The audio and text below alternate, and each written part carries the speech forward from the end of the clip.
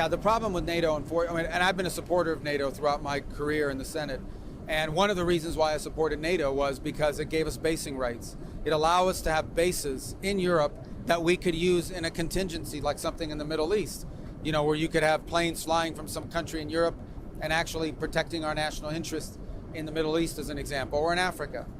And so when you have NATO partners denying you the use of those bases, when the primary reason why NATO is good for America is now being denied to us by Spain, as an example, then what's the purpose of the alliance? It starts becoming they're allies when they want to be, kind of. And look, to be fair, there are countries in NATO that were very helpful to us. I just singling one out, Portugal. They said yes before we even told them what the question was. Poland. So there are countries that Romania, Bulgaria, others like Spain have been atrocious, just horrifying. Spain has reportedly now blocked the United States from using its airports and airspace. Italy has reportedly taken the same step. Poland has followed. The United Kingdom has largely moved in a similar direction. France has reportedly denied the United States access to its airspace and military facilities. Austria and Switzerland have also reportedly joined that list. And now, according to the latest reports being discussed, Saudi Arabia has banned Donald Trump and the United States from using the airbase in Riyadh, along with any other Saudi military installation. Saudi Arabia has also reportedly blocked American access to its airspace after Donald Trump announced what he called Project Freedom on Sunday. Then, just one day later, Trump suddenly claimed he was stepping back from Project Freedom because it had supposedly been so successful. But now a very different explanation is being discussed. According to the report circulating, Project Freedom was not a success at all. It was a failure, and Trump may have reversed course because Saudi Arabia made it clear that the United States would no longer be permitted to use Saudi airspace or military bases. In this video, we will show that Trump claimed Project Freedom was a victory, but the response from the Middle East appears to tell a completely different story. Now let's see the part where Middle Eastern countries began pulling away after Project Freedom. Several reports today claim that the US president's push to help commercial ships pass through the Strait of Hormuz ran into serious trouble after a key Gulf ally reportedly suspended the US military's ability to use its bases in airspace for operation. Last Sunday, Trump stunned allies and adversaries alike when he announced Project Freedom, an initiative he said would escort stranded vessels through the Strait of Hormuz. The irony was hard to miss, but few were more angered than Saudi Arabia's leadership. Saudi officials were reportedly caught off guard by both the scale and the suddenness of Trump's announcement. But Saudi Arabia was not alone. Kuwait also reportedly informed the United States that its military bases and airspace were no longer available for American use. That move appeared to trigger a chain reaction throughout the region. Several Middle Eastern countries that had previously worked closely with Donald Trump, including Qatar, Bahrain, and even the UAE, began signaling that they were no longer fully willing to stand behind him. The UAE appeared to remain somewhat engaged, but even that reportedly came with consequences. Iran allegedly struck the port of Fujairah, a strategically important UAE port often used as a route around Iran's control of the Strait of Hormuz. A UAE tanker was also reportedly hit, along with a South Korean tanker, after Trump announced Project Freedom. In this video, we will show that NATO allies are now preparing for a future where Trump's America may no longer be leading them. Now many of America's European allies are worried by Trump's threats not to protect them against Russia if they don't spend enough on defense. No, I would not protect you. In fact, I would encourage them to do whatever the hell they... So while multiple countries are reportedly shutting down American access to their airspace and military infrastructure, NATO appears to be preparing for a different future. Whether it is called a restructured NATO or a Europe-led NATO, the message being discussed is becoming clearer. European allies may be preparing for the possibility that Donald Trump could eventually remove the United States from NATO entirely. One major signal is the report that NATO is avoiding major high-level gatherings involving world leaders until Trump's term ends. Lower-level coordination and military discussions may continue, but when it comes to major leadership summits, NATO reportedly appears to be stepping back. They do not want political chaos. They do not want Trump arriving and disrupting the alliance's agenda. The quiet assumption seems to be that keeping Trump at a distance may be the safest approach. Meanwhile, Trump and members of his administration, including Pete Hegseth, Marco Rubio, and others, continue publicly attacking NATO almost every day. In this video, we will show that Saudi Arabia and Kuwait reportedly blocked American airspace and military access after Trump's Project Freedom announcement. Breaking news right now, and this is as Saudi Arabia and Kuwait, the Wall Street Journal is reporting, would lift curbs on the U.S. military access to its bases and its airspace as well. What do you think of this? I think it's a great move by them. They want to see an end to this. They want to see the regime gone. So if that means continuing the blockade to enforce the Iranians to give in on the demands the president wants, they're willing to support and beyond that. And the president's made it very clear, end the nuclear program and end any influence or control you have of the international waterways and the Straits of Hormuz. Allow free passage of commerce. So the demands are very clear. And if they're not going to meet that, he can take further steps. He can go back to directing or escorting ships. He can take Epic Fury #2, take more direct action. So the president's in control at this point. And this is a testament of the commitment by those nations in the Gulf, Saudi, UAE, Qatar, Bahrain, that they're in partnership and support the president and what he's trying to achieve. The reports that Saudi Arabia and Kuwait had blocked the United States from using their bases and airspace became a major late-night bombshell. Trump had introduced Project Freedom by claiming the U.S. Navy would move into the Strait of Hormuz to guide tankers and cargo ships safely out as part of what he described as a humanitarian mission. Then came the unusual press conference featuring General Kane, chairman of the Joint Chiefs, alongside Pete Hegseth. They claimed that hundreds of ships were already leaving the Strait of Hormuz and that the United States was helping lead them to safety. But according to the criticism presented in this script, that was not what really happened. 2 ships were reportedly destroyed by Iran after trying to pass through. When U.S. Navy vessels allegedly approached the area, Iran reportedly fired warning shots, forcing the American ships to turn around. Satellite imagery was cited as evidence suggesting the U.S. Navy was not actually escorting hundreds of ships through the strait. According to this version of events, only 1 vessel reportedly left the area, and it used the Iranian-controlled route because it was aligned with Iran. The broader argument being made is that the Strait of Hormuz remains firmly under Iranian control. In this video, we will show that Saudi leadership was reportedly furious after Trump announced Project Freedom. On Sunday afternoon, US President Donald Trump opened his Truth Social platform and announced a military operation. He called it Project Freedom. The plan was to escort commercial ships safely through the Strait of Hormuz, which Iran had effectively closed to the world. There was just one problem, though. Nobody told Saudi Arabia. An NBC report says this angered the Saudi leadership. In response, the kingdom informed the US that it would not allow American military aircraft to fly from Prince Sultan Air Base southeast of Riyadh or through Saudi airspace to support the operation. Well, Trump called Crown Prince Mohammed bin Salman directly.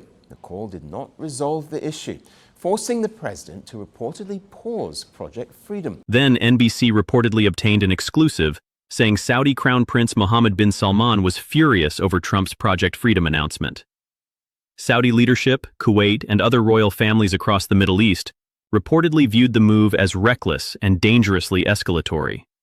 At best, they believed it created confusion. At worst, they feared it would provoke Iran into an even more aggressive response. And according to the script, that is exactly what happened. Iran escalated. These Middle Eastern countries are now under enormous pressure. They were promised security guarantees by the United States. They entered agreements with Trump because they believed those arrangements would provide protection.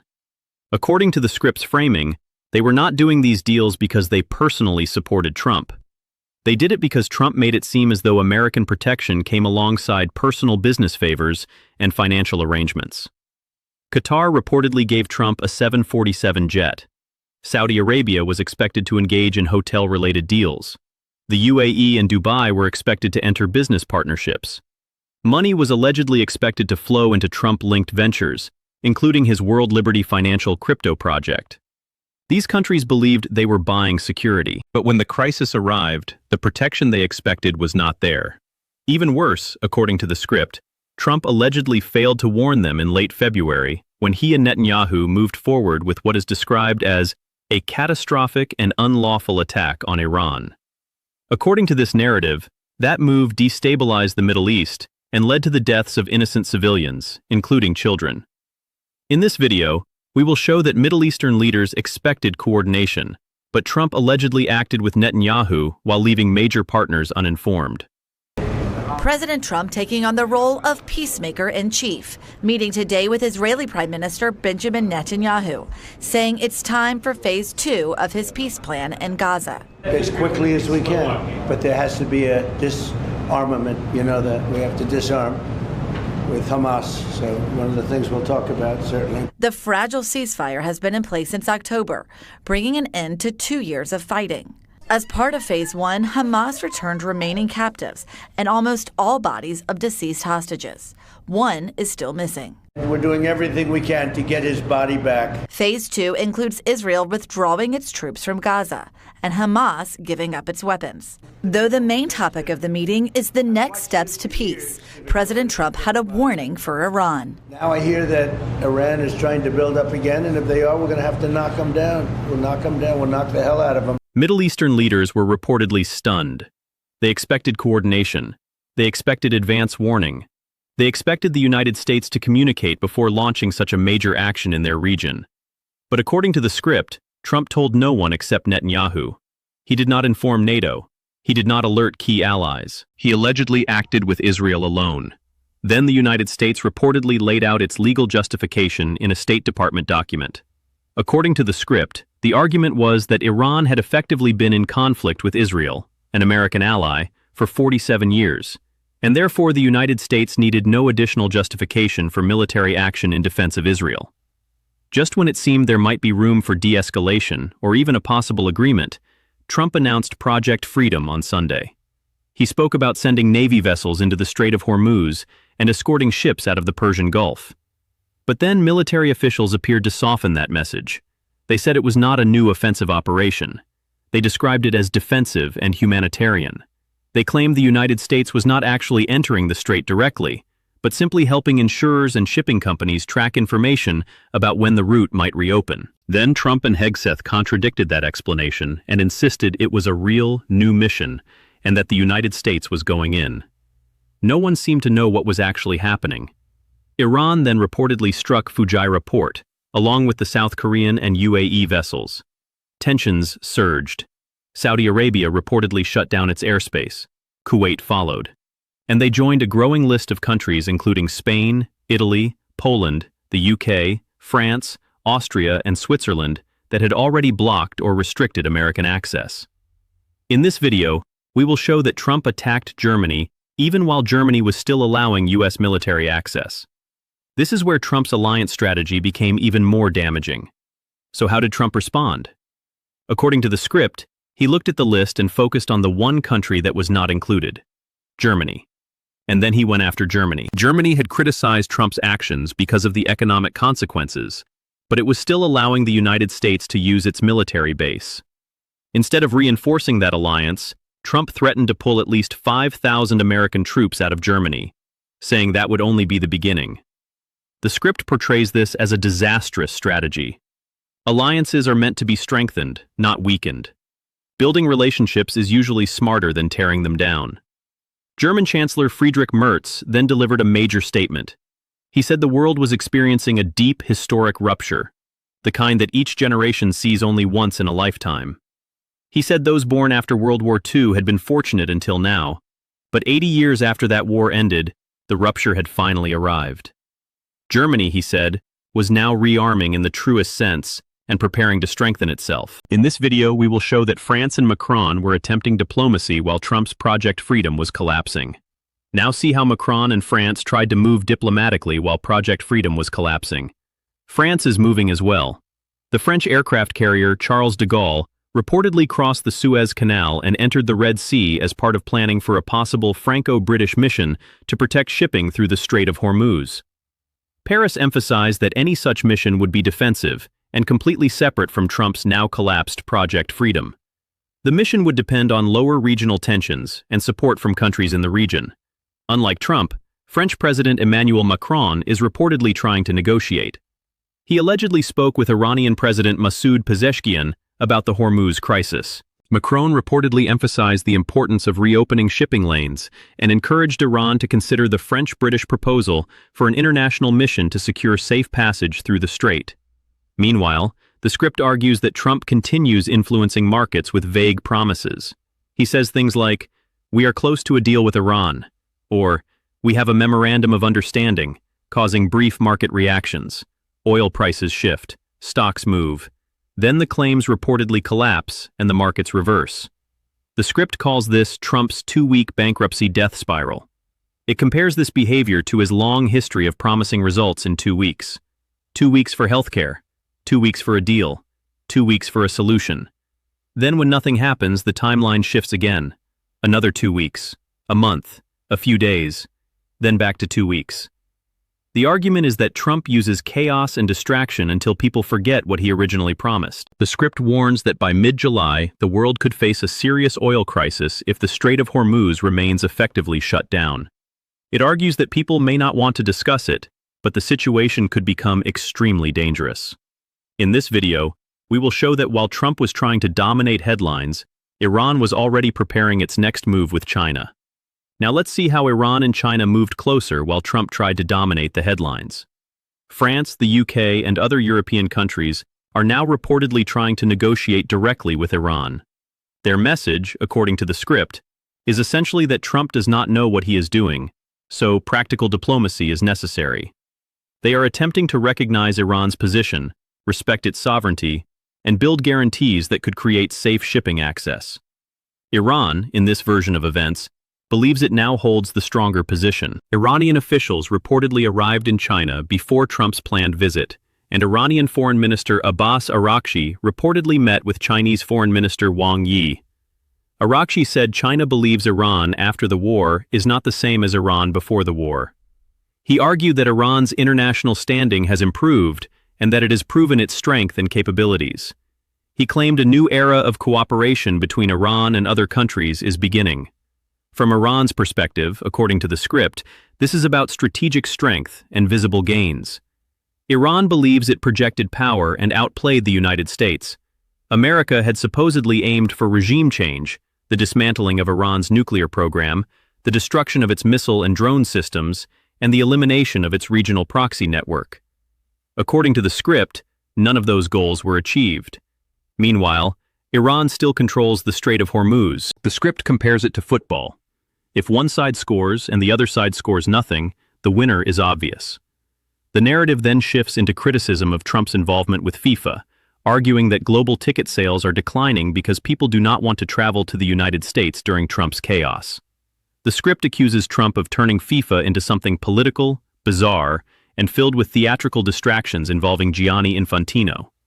It argues that people simply want to enjoy football with their families, not be pulled into political drama.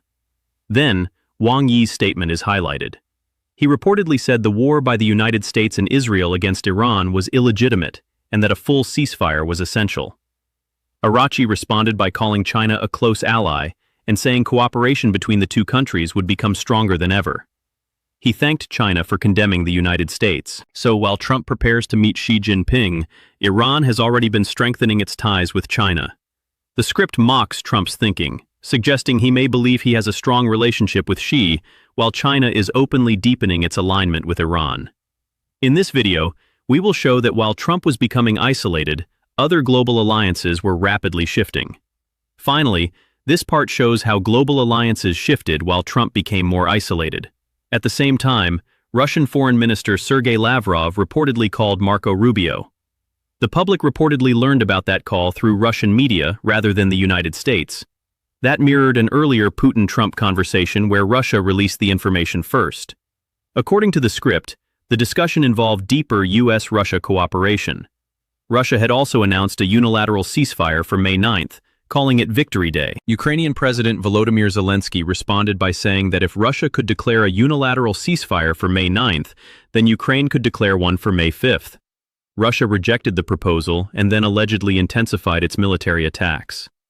After the Rubio-Lavrov call ended, Russia reportedly launched major ballistic missile strikes across Ukraine, including Zaporizhia, Kursk, Dnipro, Poltava, and the Kherson region. Many people were reportedly killed. The script contrasts Trump's growing isolation with the coalition-building efforts of other leaders. Zelensky is building alliances. Canadian Prime Minister Mark Carney is doing the same.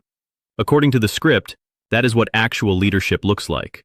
Carney was in Yerevan, Armenia, attending the European Political Community Summit. The location mattered because Armenia was once seen as firmly tied to the Soviet sphere, but is now increasingly moving closer to Europe. Zelensky delivered a major speech there, bringing together Europe, Canada, and transatlantic allies.